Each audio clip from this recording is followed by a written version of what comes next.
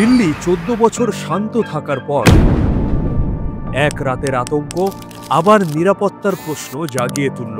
2014 সাল থেকে বলা হচ্ছে ভারত এখন নিরাপদ। मेरे फर्स्ट टाइम वोटरों को क्या आपका पहला वोट पाकिस्तान के बालाकोट में एयर स्ट्राइक करने वाले वीर जवानों के नाम समर्पित हो सकता है क्या? কিন্তু বাস্তব চিত্রটা আলাদা।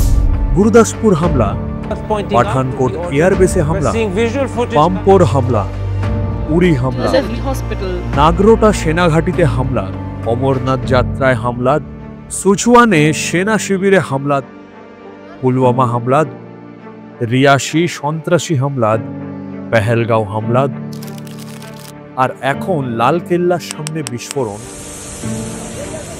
রাজধানীর কেন্দ্রে আঘাত। একটা সময় ছিল যখন একটা বিমান হাইজ্যাকের ঘটনা বা একটা বিস্ফোরণের ঘটনায় সরকারকে নাড়িয়ে দিত, আর এখন পরপর বিস্ফোরণের ঘটনাতে দিল্লির চেয়ার এতটুকুও কাঁপে না। এখন সন্ত্রাসের বিরুদ্ধে আপোষ নয়, এর মানে শূন্য দায়বদ্ধতা। যে বিজেপি সার্জিক্যাল স্ট্রাইকের নামে ক্ষমতায় এসেছিল তারা শুধু সার্জিক্যাল প্রচারেই ব্যস্ত। প্রতিবার ধোঁয়া কেটে গেলে একই প্রশ্ন উঠে আসে, যদি আপনারা রাজধানীকে সুরক্ষিত রাখতে না পারেন, মানুষকে নিরাপত্তা দিতে না পারেন, বর্ডারকে রক্ষা করতে না পারেন, তাহলে দেশকে রক্ষা করবেন কিভাবে?